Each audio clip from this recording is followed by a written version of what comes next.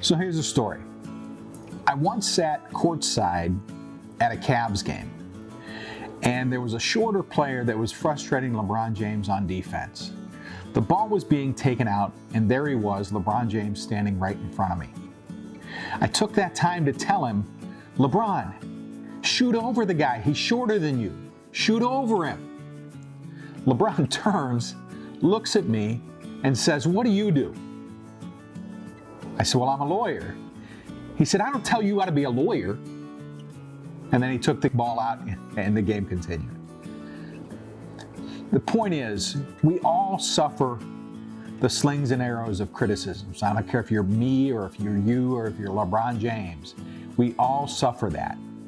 The age of social media has taken that criticism to a whole new level. It really has gotten ugly. Hey, watch your mouth, woman! Watch your mouth, woman! The collective effect of all of this criticism is to increase the shame and the fear and the anxiety that the people who try to do things feel, to the point where most of us just don't try. Because why not?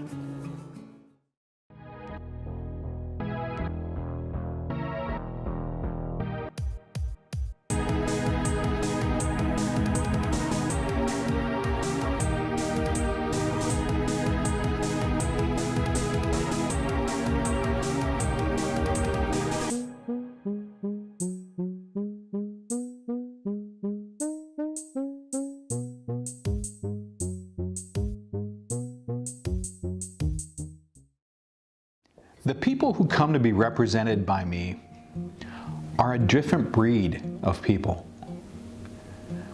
They're not immune to the judgment of others, but somehow, because of the tragedy that they've endured, they're able to not let judgment stop them from pushing forward and trying to make things better for the rest of us.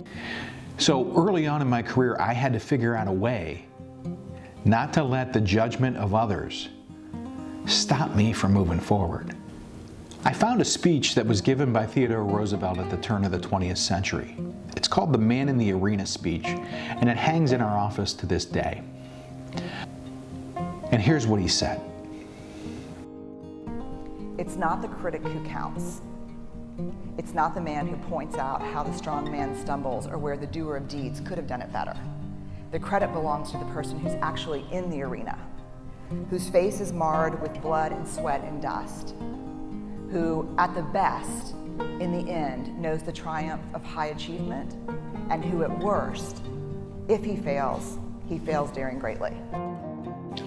So if you're not in the arena, your opinion doesn't count. My opinion meant nothing to LeBron James because I had no idea what it took to be an NBA player, just like he had no idea what it took to be a lawyer. And I don't know what it takes to do whatever it is that you do. My clients inherently realize that those who would criticize them for bringing a malpractice case have never been in that arena. They don't know what it's like to lose a loved one to a medical error, to know that your loved one should still be here, or that your child should not have to eat through a tube, or never be able to walk, or have never lost their leg to cancer that should have been diagnosed.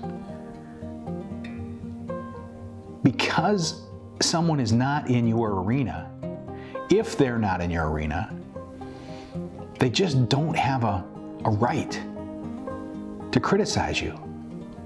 And we've got to find a way to let it go and to brush it off like dirt off your shoulder. Every time I want to be critical of someone, I think about this quote, and I also hearken back to my favorite book, To Kill a Mockingbird, and the scene where Atticus was sitting on the front porch with his daughter Scout, You never really understand a person until you consider things from his point of view. Sir? Till you climb inside of his skin, walk around in it. For me, this is usually opposing counsel. If I look at things from their perspective, I can usually see the path that I need to take to get the best outcome for my client. In the words of the Chinese philosopher Sun Tzu, if you know yourself and you know your opponent, then you need not fear the outcome of 100 battles. There is no greater fear than giving everything that you have to something that you care about and coming up short. And if you're going to show up and be seen, there is only one guarantee, and that is you will get your ass kicked. That is the guarantee. You have to learn to be fearless. I think the greatest fear that we face is ourselves, actually. It's not anything that's external or anything that's superficial. I think the greatest fear you face is yourself, because we all have dreams, and it's very scary sometimes to accept the dream that you have, and it's scarier still to say, okay, I want that.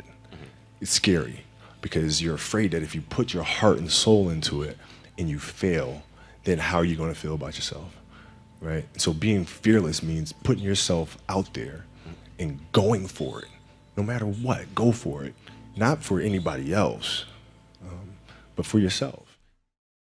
Just because people reject the product or the presentation that you give doesn't mean that they are rejecting you.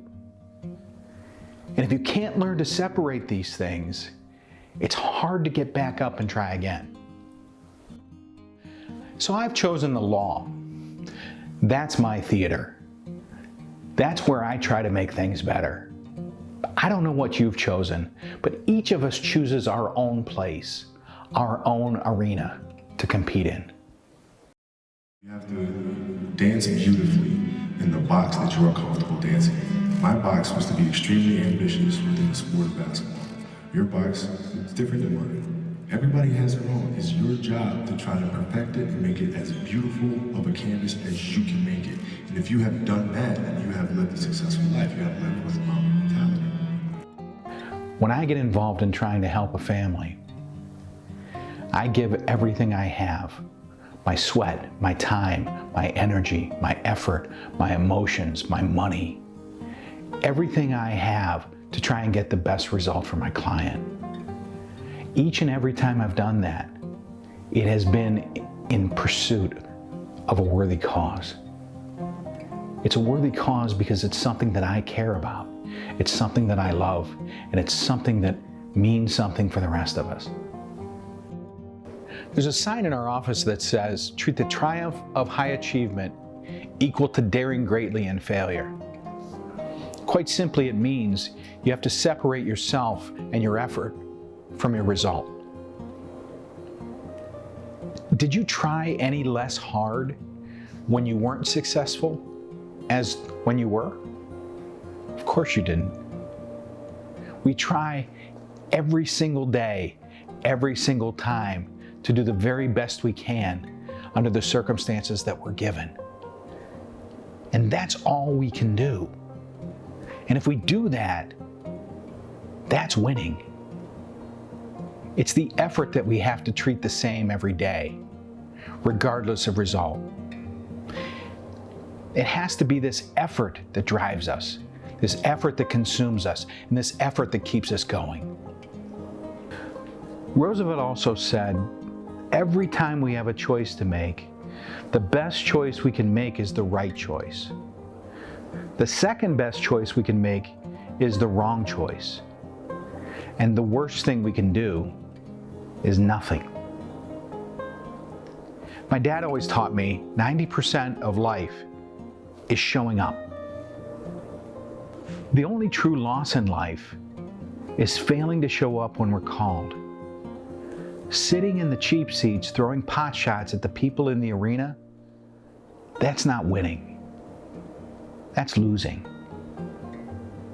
Having the courage to show up and be heard, to allow ourselves to be seen, That's what President Roosevelt was talking about. That's how we make things better. How are you called? What's your worthy cause? How do you separate what you do from the result of your effort? What do you do when you get kicked in the teeth? And what do you use to get back up? Leave me a comment. It's nice to know that we're not alone. I'm making these videos to show that our why affects everything in our lives, whether we want it to or not. My why is to make things better, so my hope out of these videos is that the viewer sees something that they can use on their own journey. If you like what you see, consider liking or subscribing or sharing this with your friends. If you want to find the content, you can find it here on this channel, or you can visit our website at kcinjury.com. Thanks for watching, and be well.